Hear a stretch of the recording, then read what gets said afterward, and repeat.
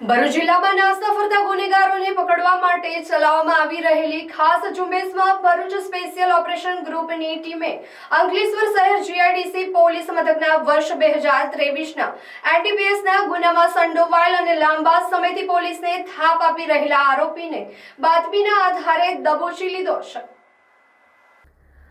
અંકલેશ્વર શહેર GIDC police સ્ટેશનમાં ઇપીકો કલમ 8C20B29 મુજબ narcotics drugs and psychotropic substance act હેઠળ ગુનો નોંધવામાં આવ્યો હતો।